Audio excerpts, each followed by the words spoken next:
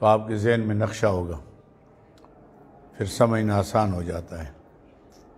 وہ ساتھ جو اہم مسائل ہیں وہ ساتھ ساتھ چلتے رہیں گے، لیکن بنیادی چیز جو ہے وہ یہ ہے کہ ہم ہر صورت کا خلاصہ، ربط، باہمی تعلق اس کو شروع کرتے ہیں آج، تاکہ آپ پرسوں پھر سمجھ سکیں۔ اعوذ باللہ من الشیطان الرجیم، بسم اللہ الرحمن الرحیم۔ سرخی تو یہ لکھیں گے نا، ربط و اصطلاحات، ربط و اصطلاحات۔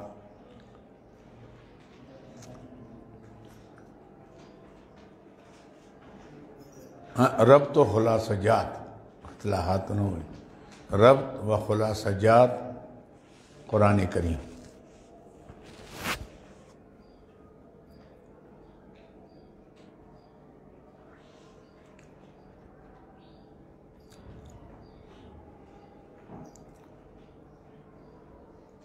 خلاصہ سورہ فاتحہ۔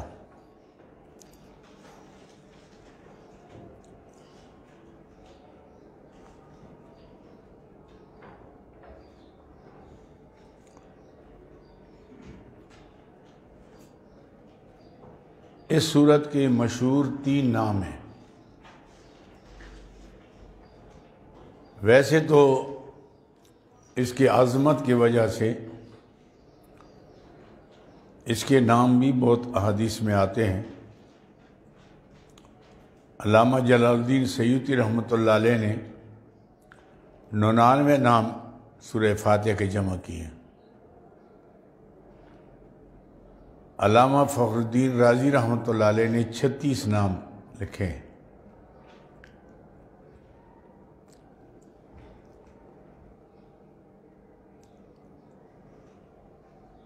جیسے کافیہ، وافیہ، کنز، سورہ صلاۃ، سورہ شفا، عاصم یعنی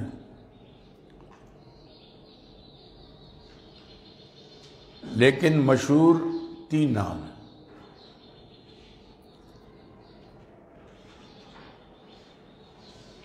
ام القرآن نمبر 1، ام القرآن۔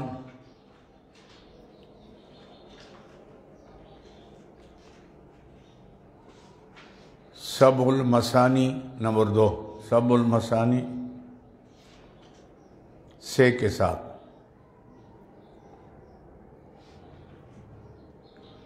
نمبر 3 فاتحہ۔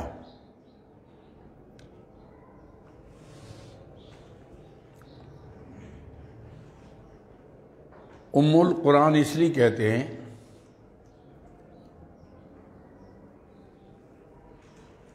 کہ ام کے معنی اصل کے ہیں۔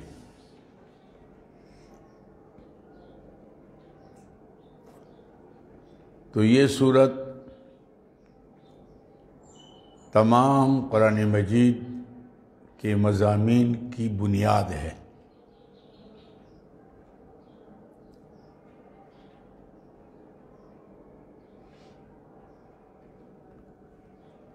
سبع المثانی اس لیے کہتے ہیں کہ سبع کے معنی 7، مثانی کے معنی بار بار تکرار۔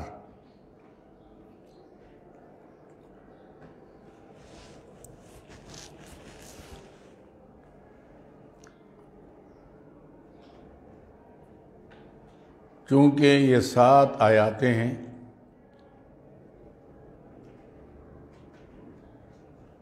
جو ہر نماز کے ہر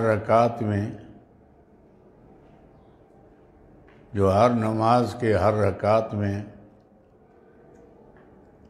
بار بار دہرائی جاتی ہیں،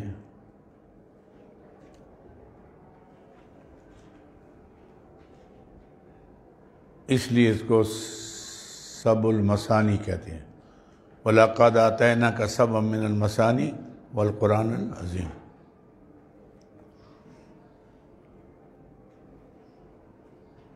اور فاتحہ اس لیے کہتے ہیں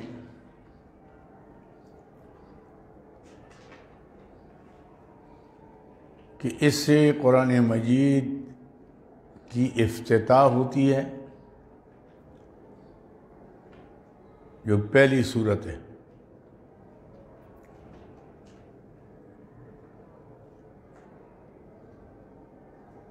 اور تمام قرآن مجید کے مضامین اس سے کھلتے ہیں۔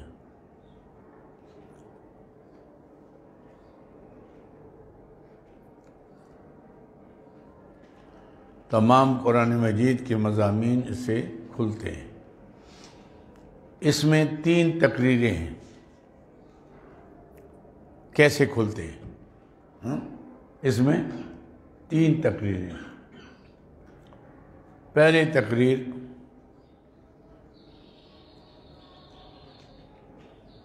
تفسیر مواہب الرحمن،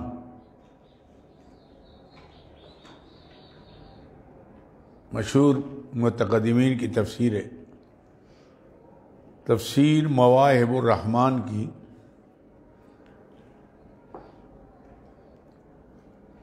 جو حضرت مجدد الفسانی رحمۃ اللہ علیہ سے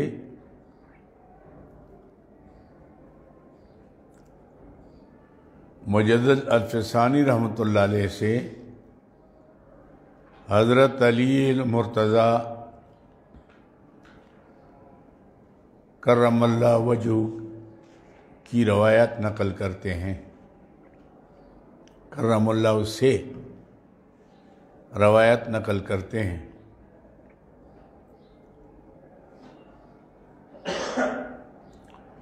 وہ فرماتے ہیں کہ قرآن کریم باعتبار مضامین کے، قرآن کریم باعتبار مضامین کے 4 حصوں میں تقسیم ہے۔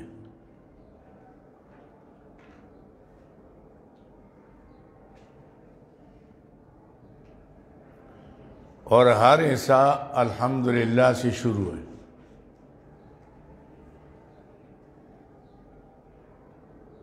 اور حصہ مثلا پہلا حصہ سورہ فاتحہ سے سورہ انعام تک،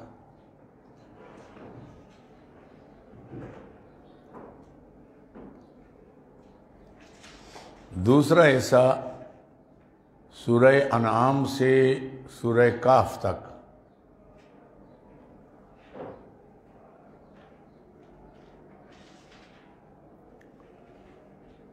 تیسرا حصہ سورہ کاف سے لے کر سورہ سبا اور فاطر تک، یہ دونوں صورتیں الحمدللہ سے ہیں، سورہ سبا اور فاطر تک۔ اور چوتھا حصہ سورہ فاطر سے لے کر والناس تک۔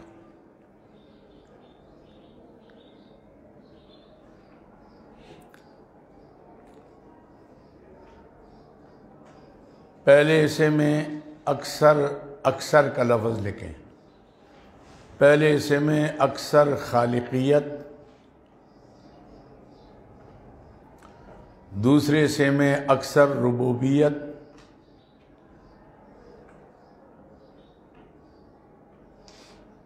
تیسرے حصے میں اکثر نظام،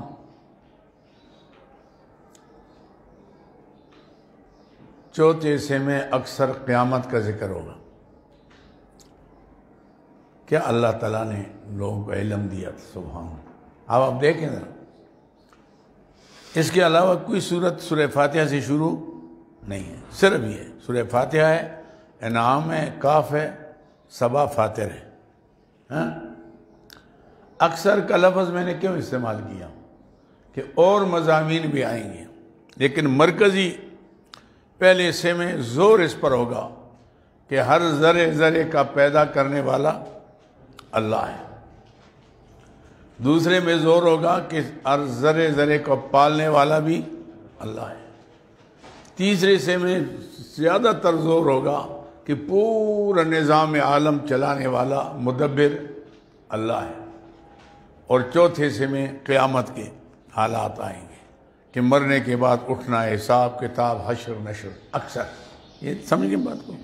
اچھا اب دیکھیں یہ چاروں مضامین، اب میں نے کہا نا سورہ فاتحہ خلاصہ ہے سب کا نا، مضامین کھلتے ہیں، یہ چاروں مضامین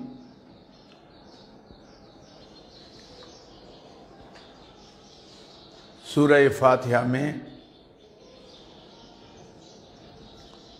اجمالاً موجود ہیں، اجمالاً۔ مثلاً الحمدللہ میں خالقیت،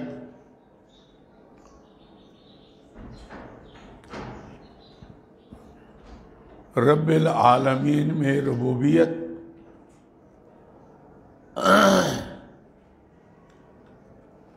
رب العالمین میں ربوبیت، الرحمن الرحیم میں نظام،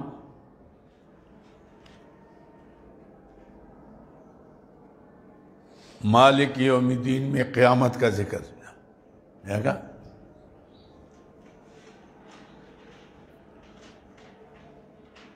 اب دیکھو نا الحمدللہ، آپ کہتے ہیں نا تمام کمال والی تعریفیں اللہ کے لیے، خالقیت آ گئی، کیونکہ کمال والی تعریفوں میں کمال والی تعریف پیدا کرنا ہے، پالنا رکھنا یہ آسان کام ہے، عدم سے وجود میں لانا مشکل ہے۔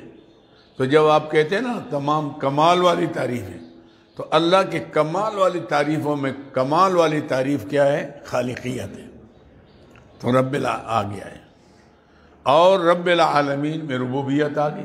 رب العالمین، رب کس کو کہتے ہیں؟ جو کسی چیز کو ایک حالت سے دوسرے حالت تک تبدیل کرتے کرتے حد کمال تک پہنچا لے، اس کو کہتے ہیں رب، ایسے میں نہیں۔ اور آگے الرحمن الرحیم، یہ دونوں مبالغے کے صیغے ہیں۔ رحمان کا تعلق دنیا کے نظام سے ہے اور رحیم کا تعلق آخرت۔ رحمان الدنیا و رحیم الآخرہ، حدیث میں آتا ہے نا، رحمان الدنیا و رحیم الآخرہ۔ تو دنیا کا رحم، تو نظام، پورا نظام، دنیا آخرت کا نظام کس میں آ گیا؟ الرحمن الرحیم۔ مالک یوم الدین میں قیامت آ گئی، مالک کا روز جزا، سمجھے بات؟ تو کیسے یہ جو کہتے ہیں نا کہ حضرت علی کا علم جو تھا نا، انا مدینۃ العلم وعلی بابو، اب پورے قرآن کا خلاصہ کیسے پیش کریں؟ پورا نقشہ آپ کے ذہن میں آگے قرآن میں کیا ہے، کہاں سے کہاں تک کیا ہے، کہاں سے باہر، یا ہمارا طریقہ جو اللہ کروڑوں رحمت نازل فرمایا ہمارا اساتذہ پر، اللہ نے آسان ان کے لیے ایسا کر دیا نا جیسے قرآن کے اندر پھر رہے ہیں وہ، ایسے میں نہیں۔ تو یہ طریقہ کہیں نہیں ہے، ایسے میں نہیں، یہ کتنا آسان طریقہ ہے۔ اب پورا قرآن پاک جو ہے نا آپ کے ذہن میں اس کا نقشہ آ گیا، بڑا نقشہ یہ آ گیا۔ اچھا، دوسری تقریر، یہ تو پہلی تقریر ہوگی، دوسری تقریر شیخ الاسلام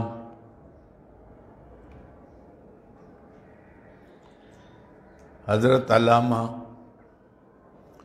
شبیر احمد عثمانی رحمۃ اللہ علیہ کی ہے۔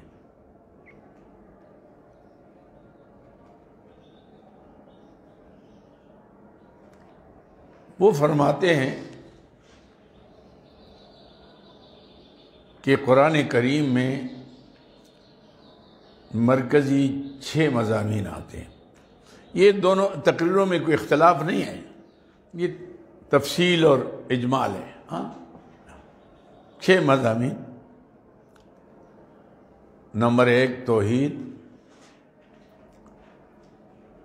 نمبر 2 رسالت، نمبر 3 قیامت، نمبر 4 احکام، نمبر 5 ماننے والوں کے حالات، نمبر 6 نہ ماننے والوں کے حالات۔ بس یہ اسی کی تفصیل ہے۔ توحید ہوگی، رسالت ہوگی، قیامت ہوگی، احکام ہوں گے، یہ کرو یہ نہ کرو، اللہ کے بارے میں عقیدہ یہ، رسالت کے بارے میں یہ کرنے کا کام ہے، یہ نہ کرنے کا کام ہے۔ جنہوں نے کام شریعت کے مطابق کیے ان کا انجام کیا ہوا، جنہوں نے مخالفت کی ان کا انجام کیا ہوا ہے۔ تو یہ 6 ہو گئے۔ یہ سارے مضامین سورہ فاتحہ میں اجمالاً موجود ہیں۔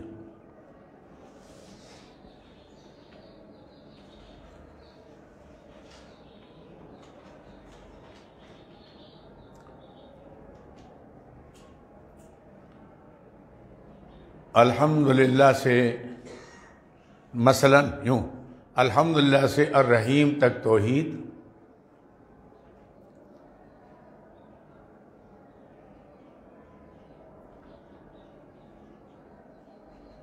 مالک یوم الدین میں قیامت،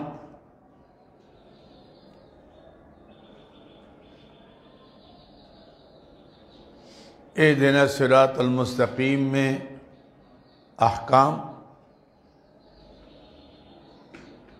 اے اللہ چلا ہم کو سیدھے راستے پر۔ تو سیدھے راستے مراد کیا ہے؟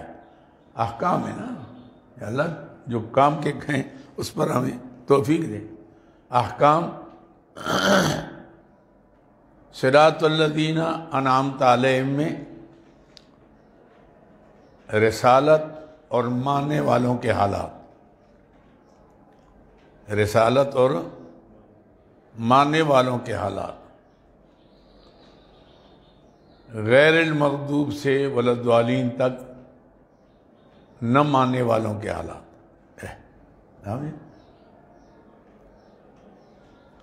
توحید یہ نا الحمدللہ، کمال والی تعریف اللہ رب العالمین، جو پالنے والے جانوں کا، الرحمن وہی بڑا مہربان ہے، الرحیم یہ سب توحید آ گئی۔ مالک یوم الدین میں اہدنا الصراط المستقیم، اے اللہ چلا ہم کو سیدھے راستے پر۔ تو سیدھے راستے سے مراد کیا ہوگی؟ احکام۔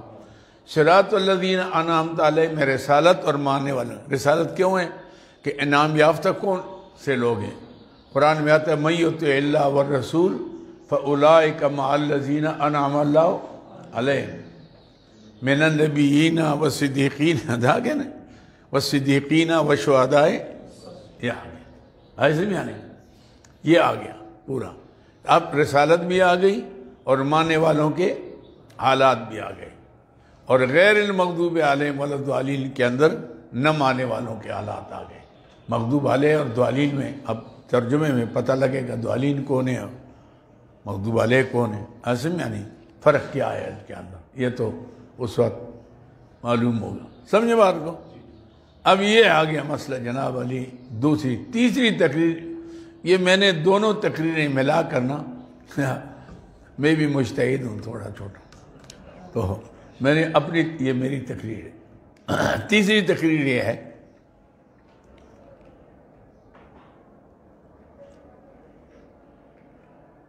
کہ قرآن کریم کے اندر 3 قسم کے مرکزی، اوے پستانی جلدی آیا کر، پاگلا تو مولوی ہے لیکن شیطانی کرتا ہے۔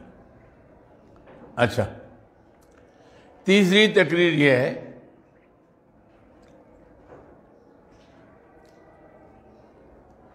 کہ قرآن مجید کے اندر 3 قسم کے مرکزی مضامین آتے ہیں۔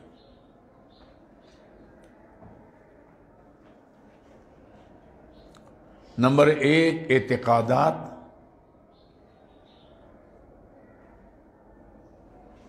نمبر 2 احکامات،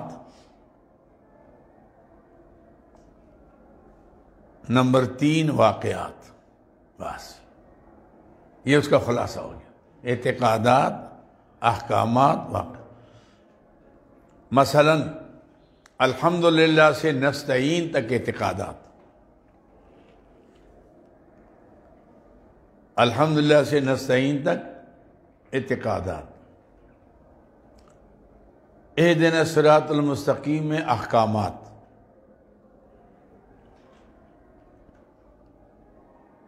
صراط الذین سے لے کر ولدوالین تک واقعات، ولدوالین تک. اب دیکھا آپ نے، یہ عقیدہ چل رہا ہے. الحمد، تمام کمال والی تعریفیں للہ، اللہ کے لیے. توحید آ گئی. رب العالمین، جو پالنے والا ہے جانوں کا، توحید آ گئی. الرحمن، وہی بڑا مہربان ہے، توحید ہے. الرحیم، بڑی بخشش والا ہے، تو آ گیا. مالک یوم الدین، وہی مالک روز جزا کا، جس کو چاہے عزت دے، جس کو چاہے جہنم میں دے، جس کو چاہے جنت میں لے جائے. اہدنا ایاک نعبد، ہم تیری ہی عبادت کرتے ہیں. وایاک نستعین، تجھی سے مدد مانگتے ہیں. سب توحید ہے. اہدنا الصراط المستقیم، اے اللہ چلا ہم کو سیدھے راستے پر، یعنی احکام آ گئے. صراط الذین انعمت علیہم میں پکے مومنوں کے واقعات، غیر المغضوب علیہم میں پکے کافروں کے واقعات، ولدوالین کے اندر منافقوں کے واقعات. دنیا میں 3 قسم کے لوگ تھے، ہیں، رہیں گے، یا پکے مومن، یا پکے کافر، یا درمیان والے. سمجھے میری بات؟ تینوں کا ذکر اس میں ہو گیا. اس اعتبار سے سورہ فاتحہ جو ہے یہ پورے قرآن پاک کا خلاصہ. اب آپ سمجھ گئے بات کو. اپنی کاپیاں دیکھیں. پہلی تقریر میرے یہ ہے جو تفسیر مواہب الرحمن نے نقل کی ہے، قول امام ربانی مجلس ثانی رحمۃ اللہ علیہ کا، سیدنا علی رضی اللہ عنہ سے انہوں نے روایت نقل کی ہے. کتنے ثقہ سند ہے جو میں نے آپ کو بتائی. ایسے میں یعنی کہ قرآن پر اعتبار مضامین کی 4 حصوں میں تقسیم ہے، اور ہر حصہ الحمدللہ سے شروع ہے. پہلا حصہ سورہ فاتحہ سے لے کر سورہ انعام تک، دوسرا حصہ کاف تک، اور تیسرا حصہ کاف سے سبا فاطر تک، چوتھا حصہ فاطر سے لے کر والناس تک، اور ہر حصہ الحمدللہ سے. اس کے علاوہ کوئی صورت نہیں ہے جو الحمدللہ سے شروع ہو. یہ اس سے شروع ہے. سبحان اللہ. حاصل یعنی اب پہلے حصے میں اکثر خالقیت، دوسرے حصے میں اکثر ربوبیت، تیسرے حصے میں اکثر، چوتھے حصے میں اکثر قیامت، اور تیسرے حصے میں اکثر قیامت، اور چوتھے حصے میں اکثر تیسرے میں نظام، اور چوتھے میں قیامت. ایسے میں یعنی تو یہ اس اعتبار سے. دوسری تقریر میں نے کی علامہ شبلی عثمانی رحمۃ اللہ علیہ کی، کہ قرآن پاک کے اندر 6 قسم کے مضامین آتے ہیں. توحید ہے، رسالت ہے، قیامت ہے، احکام ہے، ماننے والوں کے حالات اور نہ ماننے والوں. اور یہ 6 کے 6 مضامین پھر سورہ فاتحہ میں موجود ہیں. الحمد سے الرحیم تک توحید ہے، مالک یوم الدین میں قیامت ہے، اہدنا الصراط المستقیم میں احکام ہے، صراط الذین انعمت علیہم میں رسالت اور ماننے والوں کے حالات. کیونکہ جو انعام یافتہ ہے کون ہے؟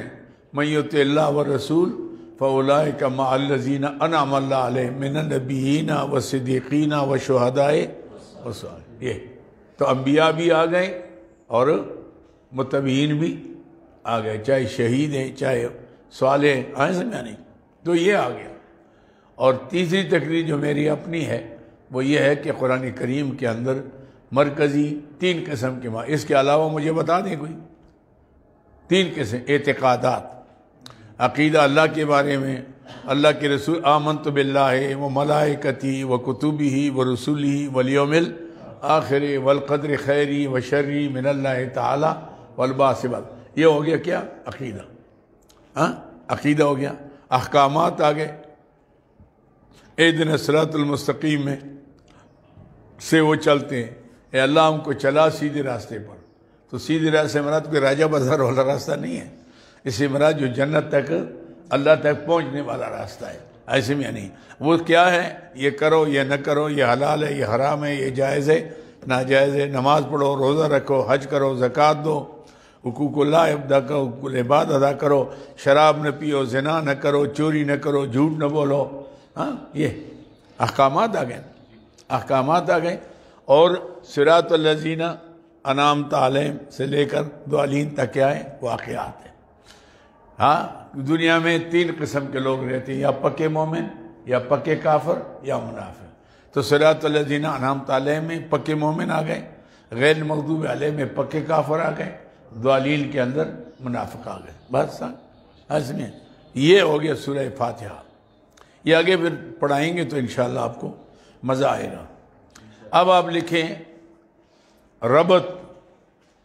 ربط کے معنی ہوتے ہیں را با طا، را با طا۔ ربط کے معنی تعلق، ایسا تعلق جو ٹوٹ نہ سکے، ٹوٹ، جیسے اصحاب کہف کے بارے میں فرمایا نا، وَرَبَطْنَا عَلَىٰ قُلُوبِهِمْ، ہم نے ان کے دلوں پر گرہ لگایا۔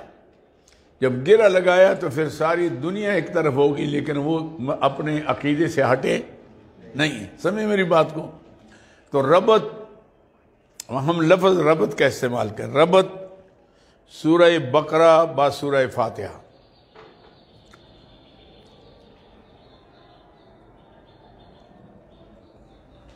ربط سورہ بقرہ با سورہ فاتحہ۔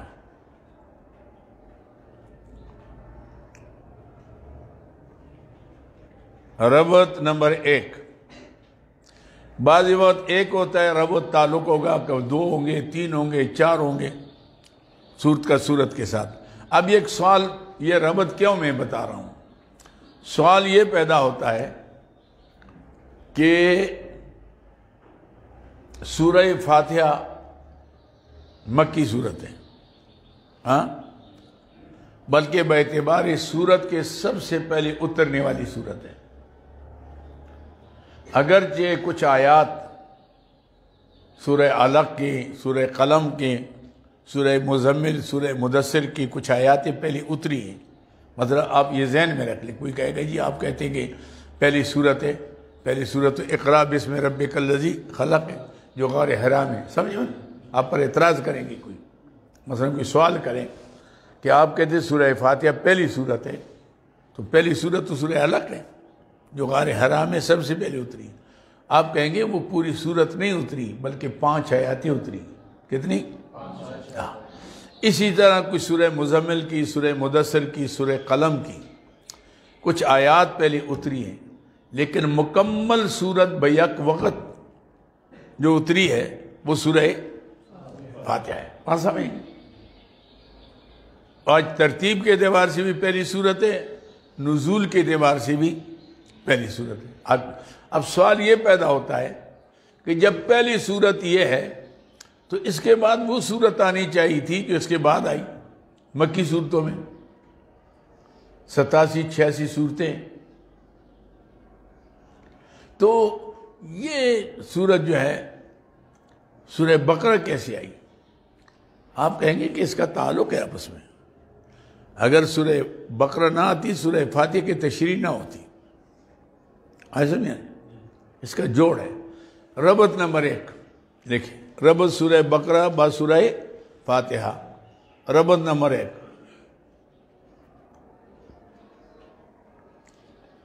سورہ فاتحہ جو ہے یہ 7 آیاتیں ہیں۔ ہے مکیتن، بلکہ لکھ لیں 7، ہے مکیتن، یہ مکی صورت ہے جس کی 7 آیاتیں ہیں، اور سورہ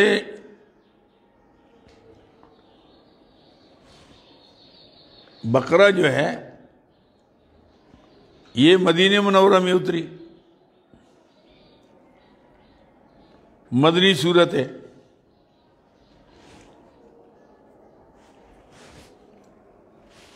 اللہ اکبر۔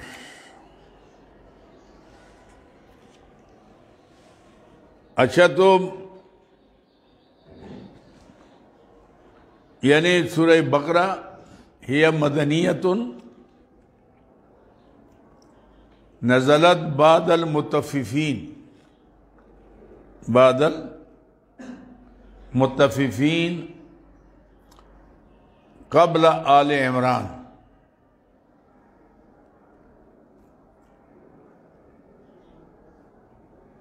اس کی آیات جو ہیں وہ 286 ہے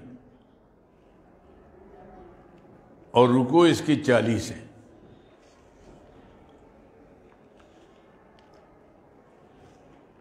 اچھا، سورہ فاتحہ میں ہم نے اللہ سے ایک وعدہ کیا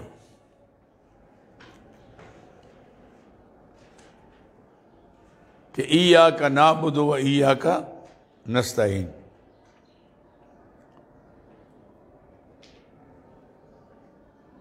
تو سورہ بقرہ میں یا ایھا الناس اعبدوا سے اس دعوے پر عمل کرنے کی ترغیب دی گئی۔ جب تو اللہ کی عبادت کرتے ہو تو پھر کرو نا، ایسے زمانے کہہ رہے ہو، ادھر جا کے بت پرستی کرتے ہو، ادھر کے ایاک نعبد مسجد میں ادھر ایاک نعبد، ادھر دوسروں کے پاس چلے جاتے ہو۔ یا ایھا الناس اعبدوا سے عبادت کی ترغیب دی گئی۔ ربط نمبر 2،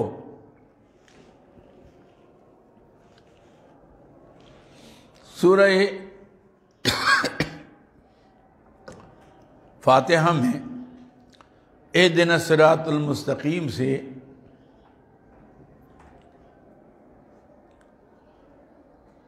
ہدایت کی درخواست کی گئی۔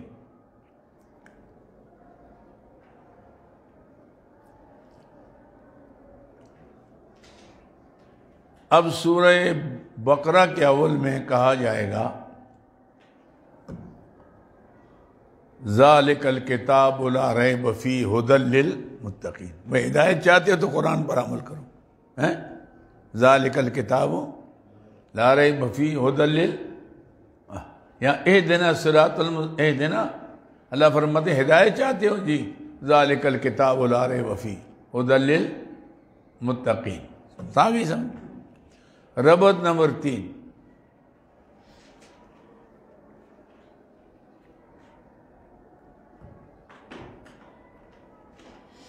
سورہ فاتحہ کے آخر میں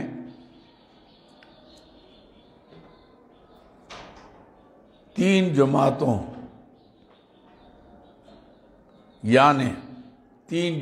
یعنی منعم علیہ،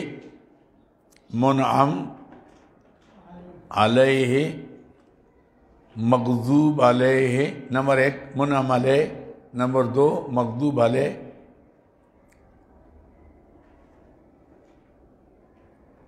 نمبر 3 ضالین کا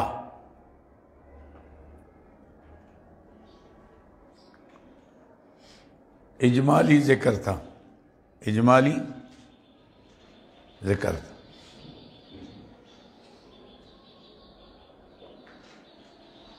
اب سورہ بقرہ کے اول سے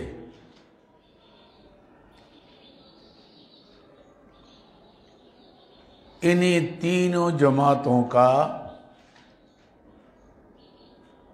تفصیلی ذکر ہوگا۔ سبحان، یہاں تو اجمال تھا نا، اب سورہ بقرہ بتائے گی کہ یہ مغضوب علیہ کون ہے، ضالین کون ہے، منعم علیہ کون ہے۔ تینوں جماعتوں کا تفصیلی ذکر ہوگا۔ مثلا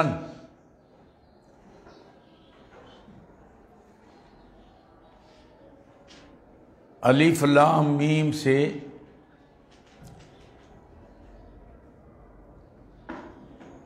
اولئک هم المفلحون تک، اولئک مفلحون تک، منعم علیہ کا، منعم علیہ کا، یعنی جس پر اللہ نے انعام کیا، ان کی صفتیں کیا ہیں؟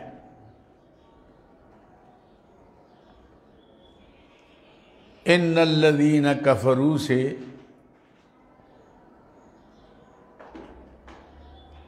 وَلَهُمْ عَذَابٌ عَظِيمٌ تک مغضوب علیہ کا،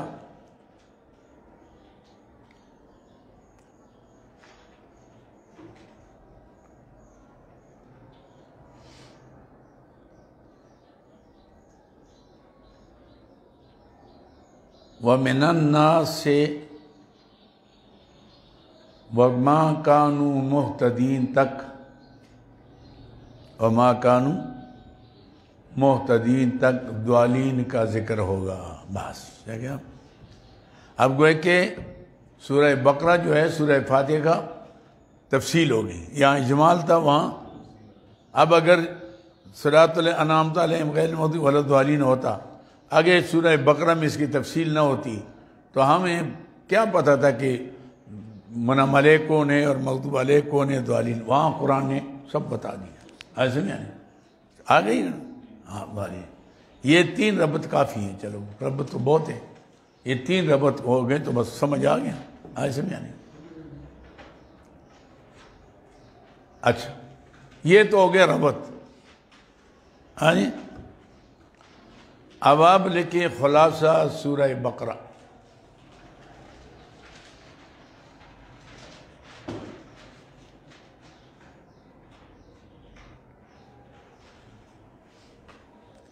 اس سورت کا مشہور نام سورہ بقرہ ہے.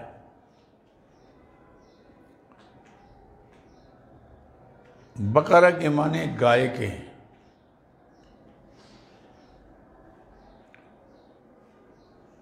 چونکہ اس سورت کے 8ویں رکوع میں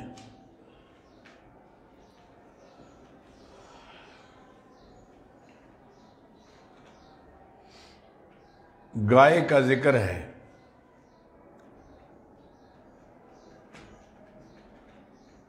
جو واقعہ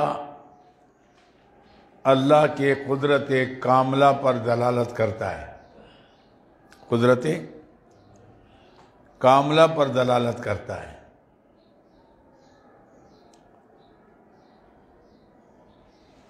اس لیے اس کا نام سورہ بقرہ ہے. اس سورت کا دوسرا نام حدیث مبارک میں فسطاط القرآن آتا ہے. فسطاط تو ایک کے ساتھ فسطاط القرآن. فسطاط عربی میں خیمے کو کہتے ہیں.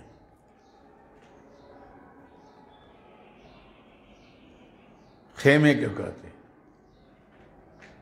جس طرح خیمہ جو ہے وہ انسانوں کو اپنے لپیٹ میں لے لیتا ہے.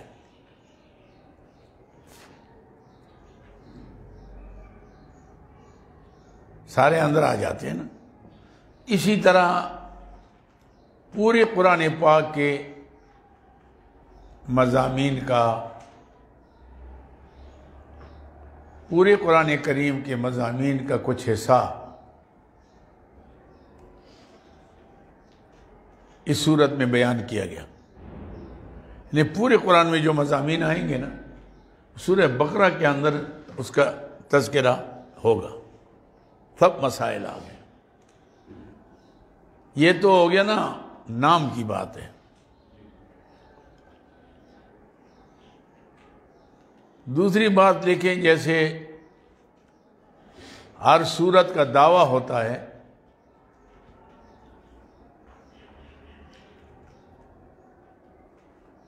جو سورت کا مرکزی مضمون ہوتا ہے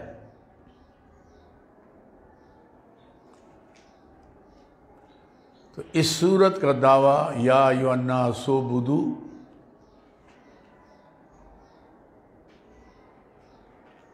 بما دلائل عقلی محض.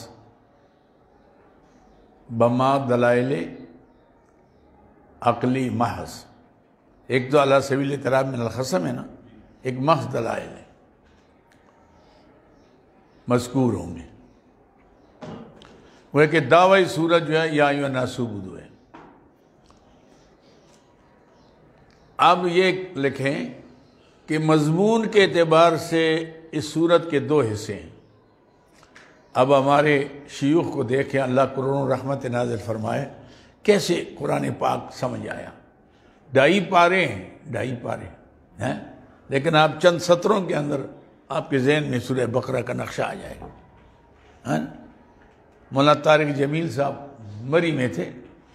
میں ملنے گیا تو مجھے کہا کہ آپ کیا کرتے ہیں؟ میں نے کہا پڑھاتا ہوں. مری میں گرمی ہوتی تھی، طالب علم مٹتے نہیں تھے، ہم خیمے لگاتے تھے. اس دفعہ کرونے کی وجہ سے آتے نہیں ہیں.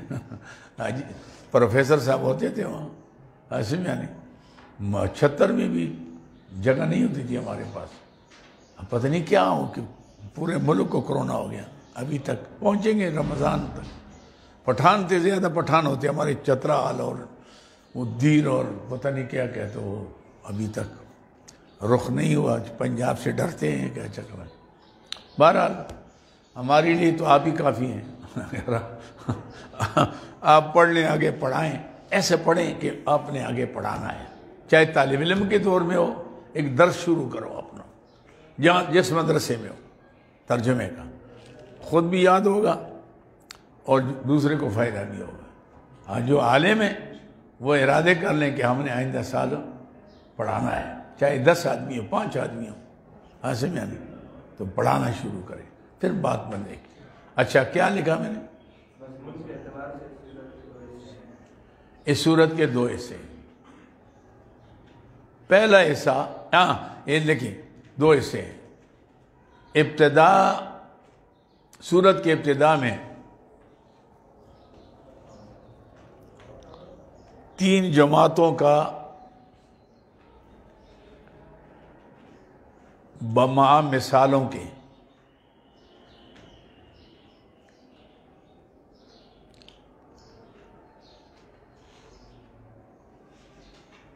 ابتدا سورت کے ابتدا میں ذکر ہے.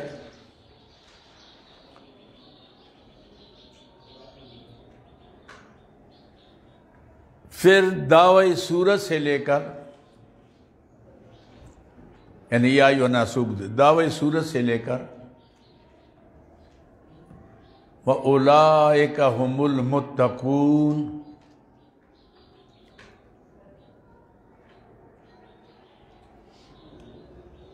وَأُولَئِكَ هُمُ الْمُتَّقُونَ رکوع نمبر 22 تک.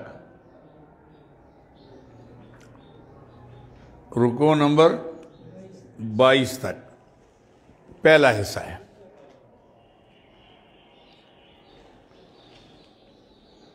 جس میں مرکزی 2 مضامین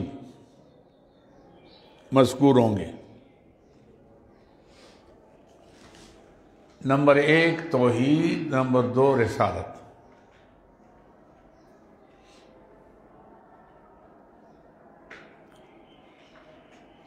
نمبر 1 توحید، نمبر 2 دعوی سورت سے وَلَا هُمْ يُنصَرُونَ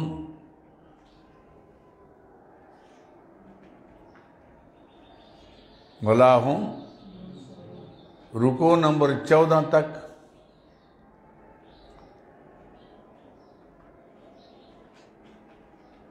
مضمون توحید.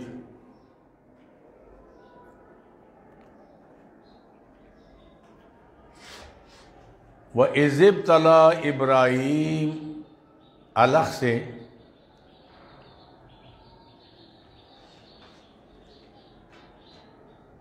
وَإِذِ ابْتَلَىٰ ابراہیم الگ سے حصہ اول کے اختتام تک یعنی اولئک المتقون تک حصہ اول کے اختتام تک مضمون رسالت.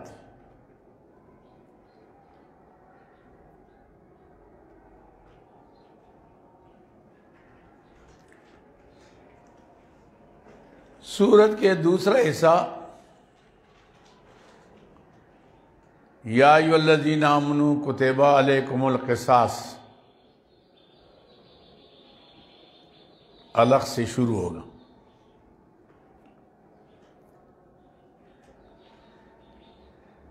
جس کے اندر 2 مرکزی مضامین آئیں گے جو ساتھ ساتھ چلیں گے.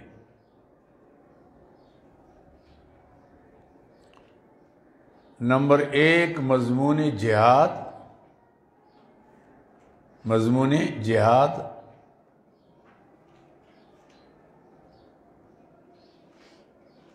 نمبر 2 مضمون انفاق فی سبیل اللہ.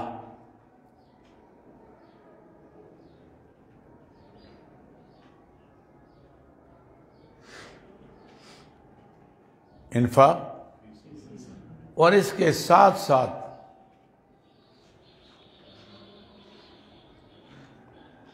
دو مضامین اور بھی چلیں گے۔ یہ تقسیم نہیں ہے، آگے پیچھے ہوں گے، پھر مڑیں گے، پھر آئیں گے، پھر یوں آئیں گے۔ اس کے ساتھ ساتھ دو مضامین اور بھی چلیں گے۔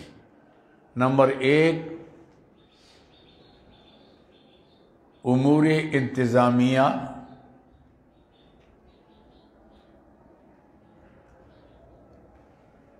نمبر 2 امور مصلحہ۔ امور انتظامیہ سے مراد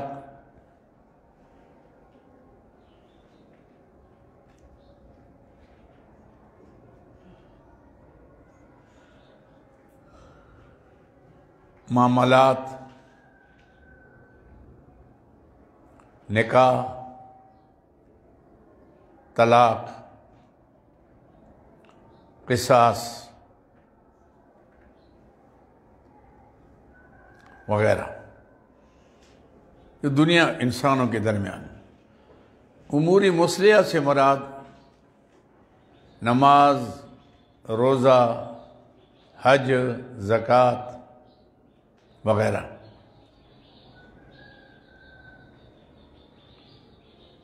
تاکہ امور مصلحہ سے نفس کی اصلاح ہو جائے، جب نفس کی اصلاح ہو جائے گی تو امور انتظامیہ پر عمل کرنا آسان ہو جائے گا۔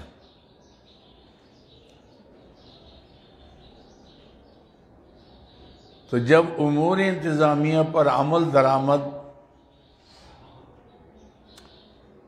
شروع ہو جائے گا تو باہمی اتفاق ہو جائے گا۔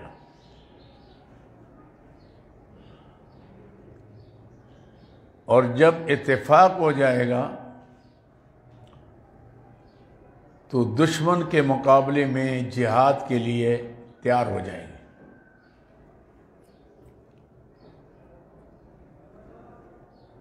اور جب دشمن سے مقابلہ کرنا پڑا تو اس کے لیے مال خرچ کرنا ضروری ہوگا، کیونکہ خالی ہاتھ سے تو نہیں ہوتا نا۔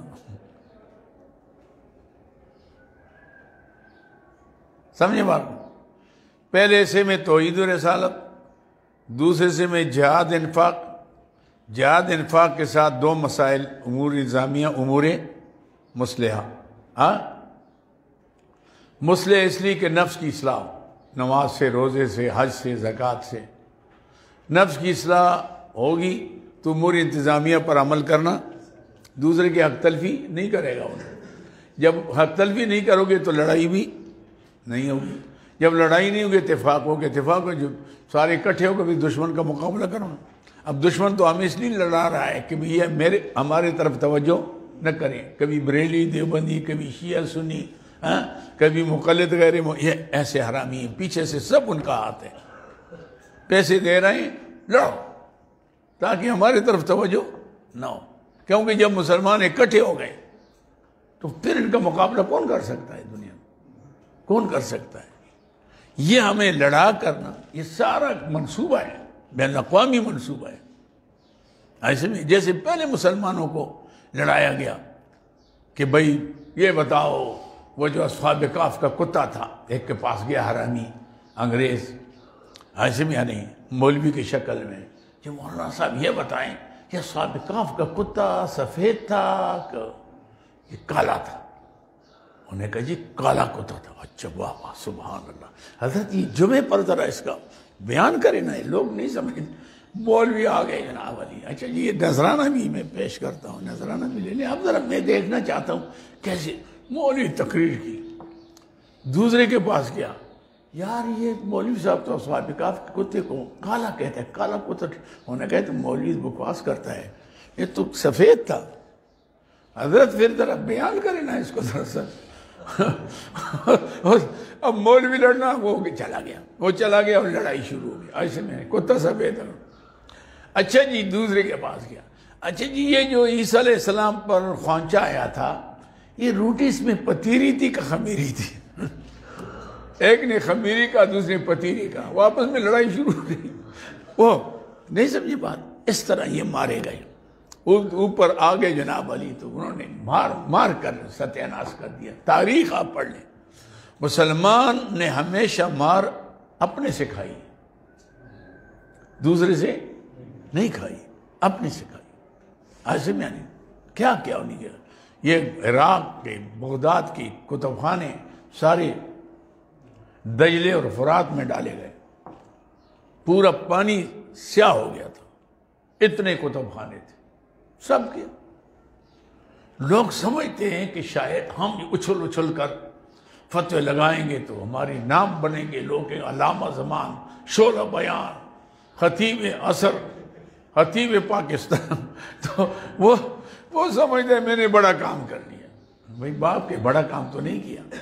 اگر آپ نے تقسیم کیا مسلمانوں کو تو آپ نے اچھا کام نہیں کیا. آپ تو جوڑنے کی کوشش کریں، توڑنے کی کوشش. اگر کسی دیکھو نا، اب سب لوگ تو ایسے نہیں ہیں نا آپ جیسے. غلط فہمیاں ہیں کہ یہ پڑھائی کچھ نہیں ہے، جاہل ہیں. اب ان جاہلوں کو سمجھانا آپ کا کام ہے کہ نہیں، ان پر فتوے لگانا آپ کا کام ہے. وہ پہلے جاہل تھا، آپ نے فتوہ لگائے اور جاہل ہو گیا. وہ تو باغ گیا، آپ سے چلا گیا. وہ یار ہے تم مولوی فتوے لگا رہے ہیں میرے اوپر، میں تیرے کافر، تیرا باپ کافر، تو میں تو وہ تو گیا آپ سے نا. جاہل کے جاہل رہا.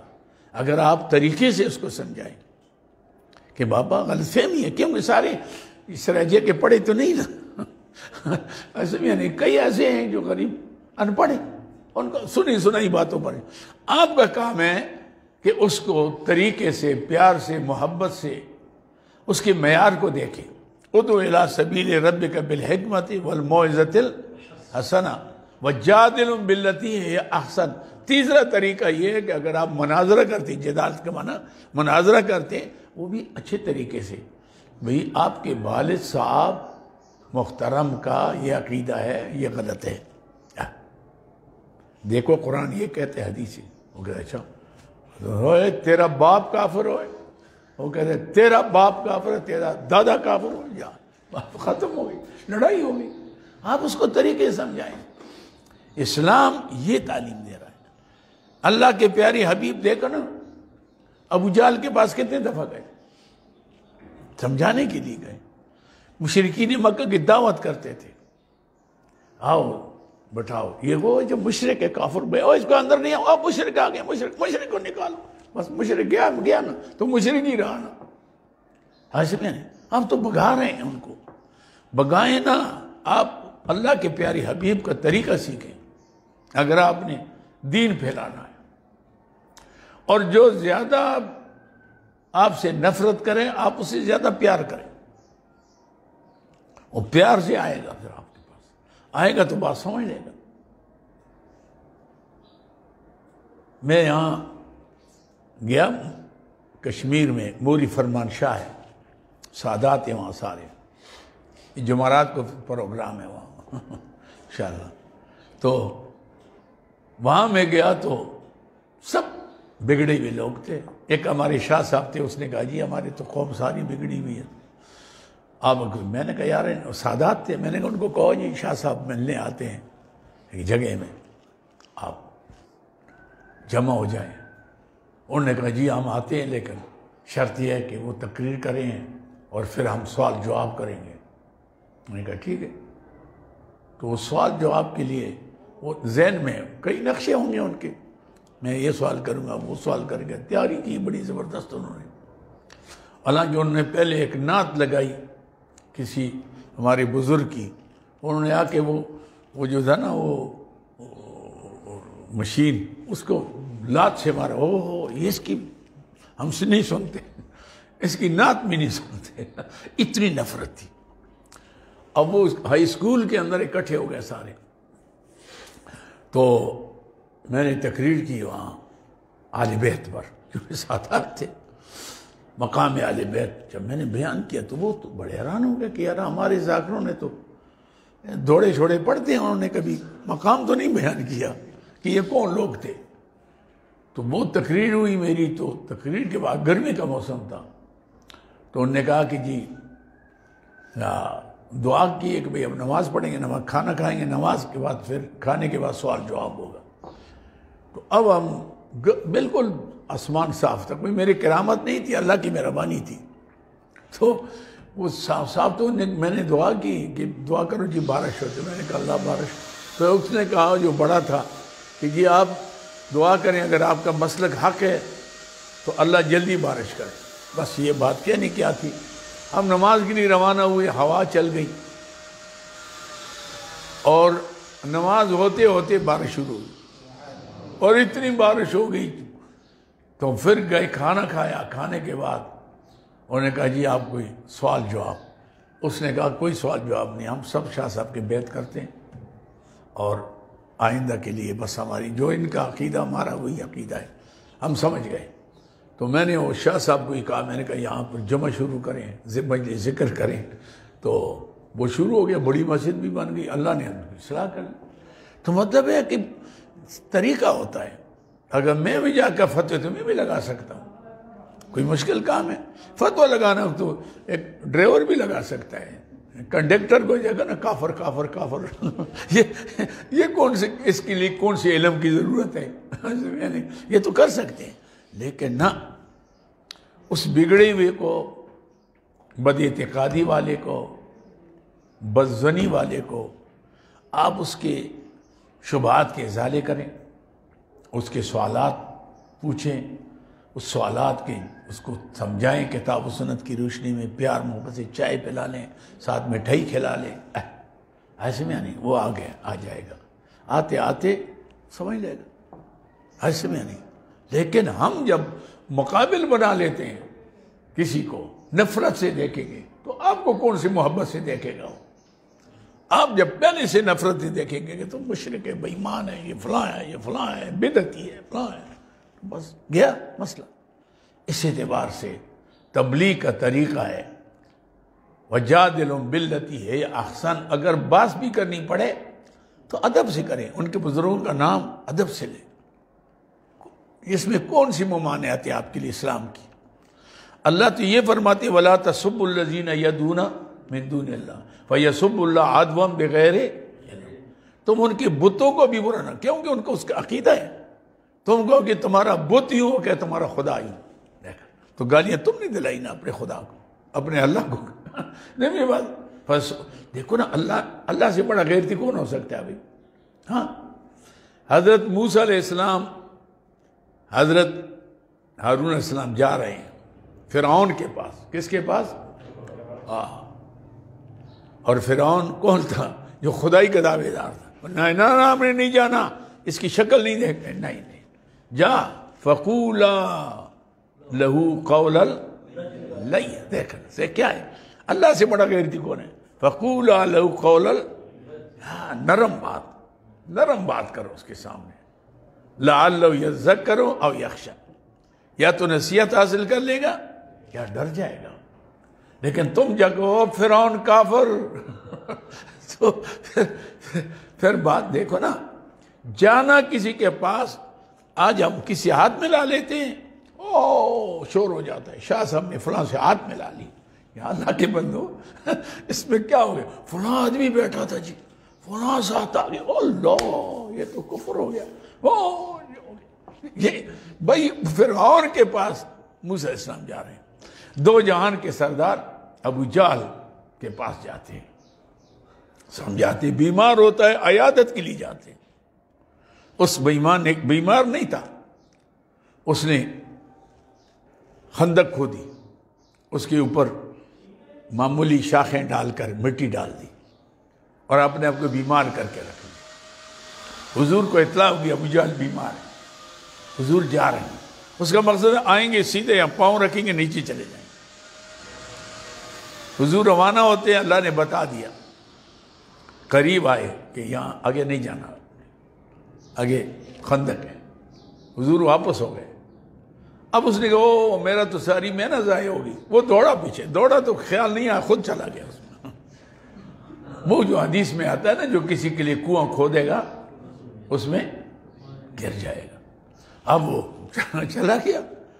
اب کوشش کر رہے ہیں سارے، نکلتا ہی نہیں. رسیاں ڈال رہے ہیں، چھوٹی ہو جاتی ہیں. اس نے نیچے سے آواز دی کہ جس کی وجہ سے میں گرا ہوں نا وہی نکالے گا. اور حضور کے پاس آئے اور حضور پھر جا گئے. ابو جہل کیا خیال ہے؟ باجی مہربانی مان لے گا؟ مان لوں گا. یا اللہ اب کیا کروں؟ فرمایا اپنا ہاتھ ڈالو، جہاں رسیاں نہیں پہنچی وہاں آپ کا ہاتھ پہنچ جائے گا. معجزہ تھا. بات لگایا، اٹھایا اور نے کہا جی کیا پتا، پہلے تو جادو اوپر چلتا تھا اب نیچے بھی چلنا شروع. لیکن اس کا تو اپنی ضد کی بات تھی نا. لیکن پیغمبر صلی اللہ علیہ وسلم کا طریقہ دیکھیں کہ غیر مسلموں کے ساتھ. اب دیکھو نا، وہ نجران کا وفد آتا ہے، کون تھے؟ عیسائی تھے نا کہ نہیں؟ پورے سورہ آل عمران نہیں ہے اس میں. حضور نے مسجد نبوی میں ٹھہرایا. عیسائیوں کو کہاں ٹھہرایا؟ مسجد نبوی میں، الگ جگہ. تم اپنی عبادت اپنے طریقے کے مطابق کرو. کئی دن تک رہے. مناظرے کے لیے آئے ہوئے کس کے لیے تھی؟ مناظرے کے لیے. بیت ہونے نہیں آئے تھے، مناظرے کے لیے آئے تھے، مقابلے کے لیے آئے تھے.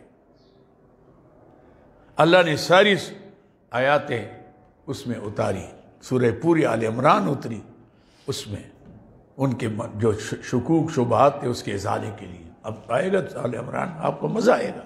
اب دیکھیں گے نا اس طریقے سے قرآن پڑھیں جس لیے اللہ نے نازل کیا ہے. آپ ضد کے لیے پڑھتے ہیں کہ میں دوسرے پر فتوے لگاؤں گا اس لیے قرآن پڑھتا ہوں، پھر تو نہیں ہے. آپ اس طریقے سے پڑھیں. تو اب کیا ہوا کہ حضور نے کئی دن ٹھہرائے، ان کے مہمان نوازی کی، کھانے کھلائے، پانی کا انتظام، سب مہمان تھے. اور مناظرے کرتے کیا تھے؟ مناظرے کے لیے. اور کئی دن ہوا، صورتیں آئی تو اس کو جواب تو نہیں بن سکا. لیکن کہتے مانتے بھی نہیں. تو حضور نے نہیں فرمایا نکلو کافروں بے ایمان. حضور نے فرمایا ایسا کرتے، باہر جاتے مباہلہ کرتے ہیں، اللہ سے دعا کرتے ہیں کہ جو حق پر ہے اللہ اس کو کامیاب کرے، جو ناحق ہے اس کو اللہ تباہ کرے. چلو انہوں نے کہا ٹھیک ہے. حضور فقل نہ دو ابناءکم ونساءنا ونساءکم وانفسنا وانفسکم. حضور نے حضرات حسنین کریمین کو ابناءنا میں، حسن یعنی حضرت فاطمہ زہرا کو نساءنا میں، انفسنا میں خود علی مرتضیٰ، ان کو لے کر حضور جب روانہ ہوئے انہوں نے چہروں کو دیکھا نا حضرت حسنین کی. سبحان اللہ نے حسن دیا تھا ان کو. حضور کی ہم شکل تھے نا دونوں صاحبزادے بالکل. جو چہرے دیکھے انہوں نے کہا جی توبہ، ہم ان سے مباہلہ. اس شکل سے پتہ لگتا ہے اگر ان سے مقابلہ ہوا تو ہم تم وہیں تباہ ہو جائیں گے.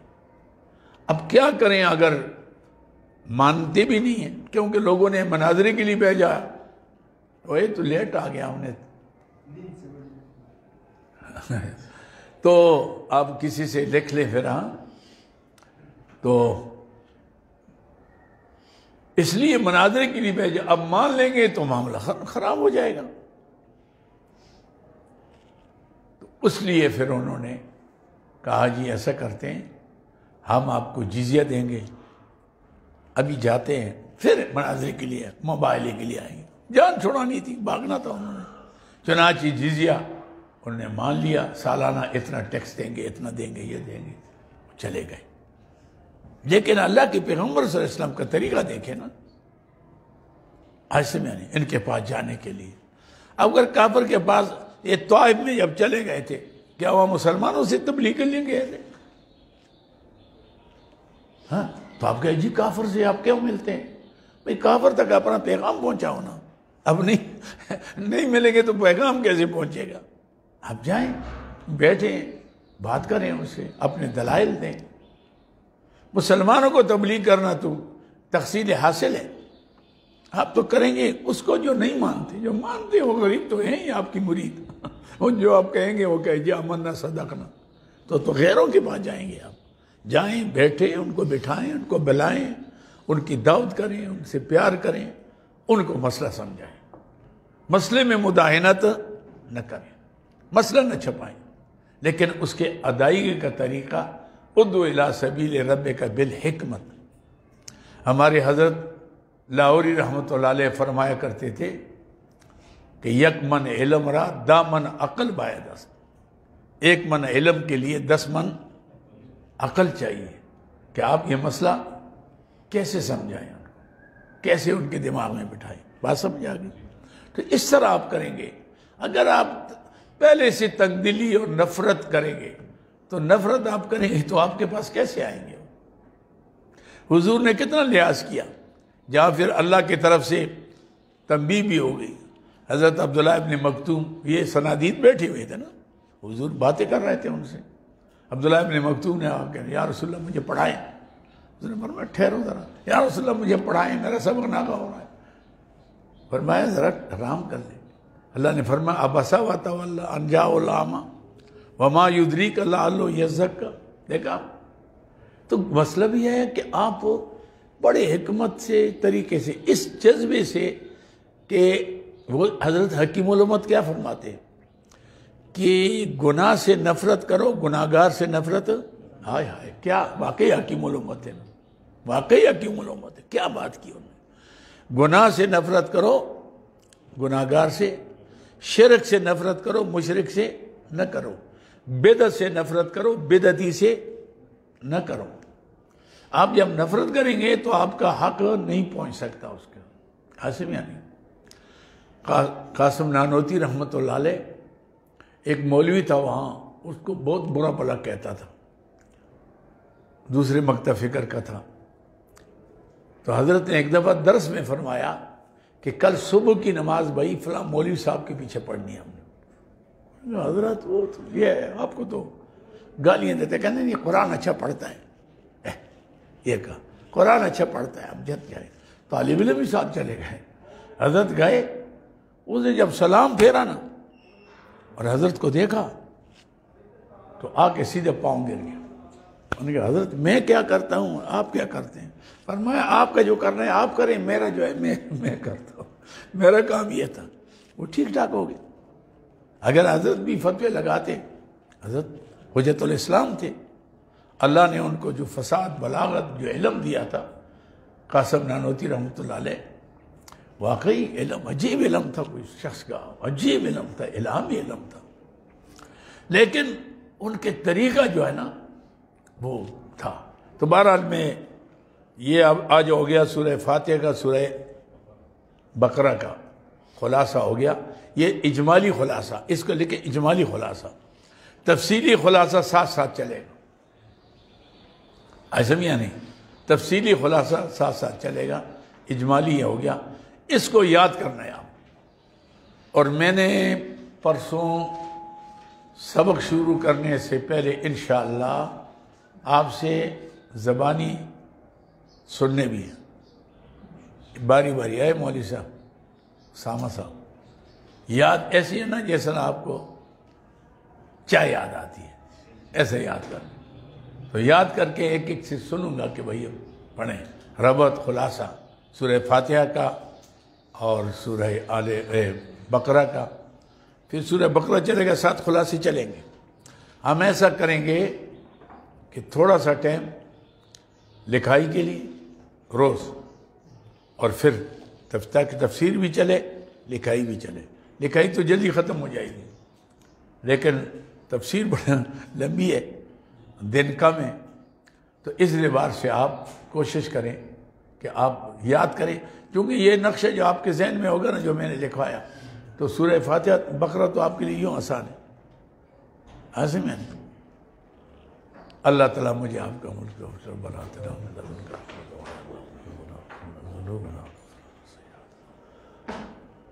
من لدنک رحمت وإلا من شر فتنة للقوم الظالمين نجنا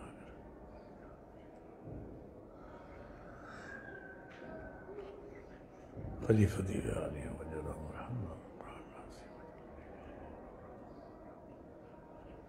ہمارے لیے دعا کریں، سفر اللہ مبارک فرمایا، جہاں کی جا رہے ہیں تبلیغ کے لیے اللہ تعالیٰ کامیابی نصیب فرمایا سب کو، اور مسائل اللہ حل فرما ہمارے ساتھ، صلی اللہ تعالیٰ علیہ وسلم۔